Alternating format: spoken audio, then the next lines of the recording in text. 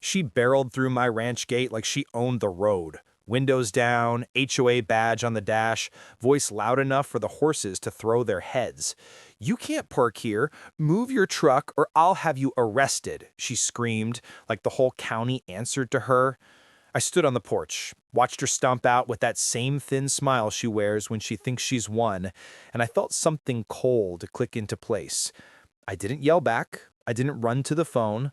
I walked to the old feed shed, flipped a switch, and watched through a tiny hidden camera as she circled my property again and again, like a dog marking territory. Her face got redder each pass. Her phone was already out calling someone. My wife squeezed my hand behind me and mouthed, "Not today." I let her keep believing she had power, let her think the cops would arrive at her whistle, because she didn't know two things yet. I keep everything on record, and I know how to make a fake authority look very, very real to the people who matter. She thought one loud scene would scare us, so I let her have it and watched every move. I'd left the gate unlocked on purpose, put out a fresh bale of hay in my old truck where it would be seen, and hid a tiny camera in the feed shed where she couldn't spot it.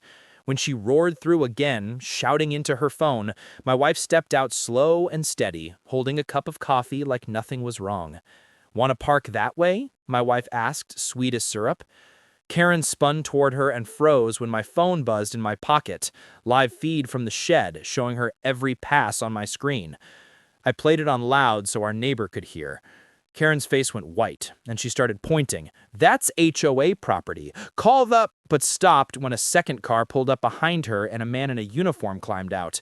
He wasn't a cop. He wasn't even county. He smiled like he owned. The man swaggered closer, tapping a clipboard like it was some kind of badge. "Sign this notice or we'll have your livestock removed. Non-compliance will cost you $10,000. He said, his tone slick and rehearsed. Karen crossed her arms and smirked, like she'd already won the battle.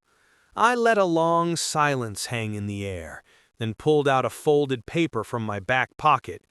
"Interesting," I said, sliding it open slow, "because according to county records, this land isn't under any HOA. Their faces twitched. The man's fake confidence cracked first. Karen still tried to double down, pointing her finger right in my face.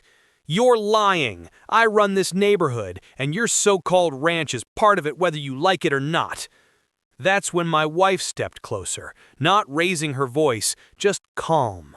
"Funny, you should probably know who you're threatening before you keep talking." Karen's mouth opened to snap back, but she froze when my wife pulled a small leather wallet from her jacket. She didn't flash it yet, just held it where the sunlight caught the edge of a gold emblem. Karen's voice dropped to a whisper. What is that?" I didn't answer. I just let the silence hang heavy, the kind that makes people sweat, and I could see her second-guessing everything she thought she controlled. The trap was only just beginning to spring. Karen stumbled back like the ground had shifted under her. This is illegal! You can't set me up like this!" she shouted, but her voice cracked, no bite left in it. The man with the clipboard didn't even try to back her up. He turned on his heel, mumbling something about wrong place, wrong time, and hustled toward his car. My wife didn't chase him. She just pulled out her phone, calm as ever, and made one short call. "Got another one impersonating an officer," she said simply, then hung up. No need for threats, no need for drama. The badge had already done all the talking. Karen spun toward me, eyes wild. You can't just call the feds on me. I was enforcing rules. The board—" "There is no board," I cut in, holding up the county record again. "This land's been free from HOA control since 1987. You've been trespassing every time you've driven through my gate." From down the road, the faint sound of sirens started rolling closer. Karen heard them too. Her lips trembled, but she still tried one last line. "They'll believe me. I'm respected around here. Everyone knows me." I didn't even have to answer. My neighbor raised his phone high, showing the live footage he'd been recording since the moment she screeched onto my property. "Yeah, he know you now!" The sirens grew louder, dust rising on the horizon, and for the first time, Karen looked like she wished she'd never touched my gate. The cruiser rolled up fast, light spinning red and blue across the fence line. Karen straightened her back, pasted on that fake smile, and marched forward like she was about to give orders. "Officer, thank goodness you're here. Arrest him. He's been threatening me and blocking HOA access." The deputy didn't move. He just glanced at my porch window where the footage was still playing in plain view. Karen ramming the gate, screaming threats, dragging her so-called enforcer with her. His eyes narrowed and he turned back to her slowly. "Ma'am, that your car busting through his property gate?" Karen's face flushed deep red. That's edited. He faked it," she blurted, but her voice was too high, too desperate. Before she could say more, my wife stepped forward, badge open in her palm now, glinting in the sun. The deputy froze mid-breath, then snapped to attention. "Ma'am." "Judge?" he whispered, almost choking on the word. Karen's jaw dropped. She looked from the deputy to my wife and back again like the world had tilted upside down. "Judge?"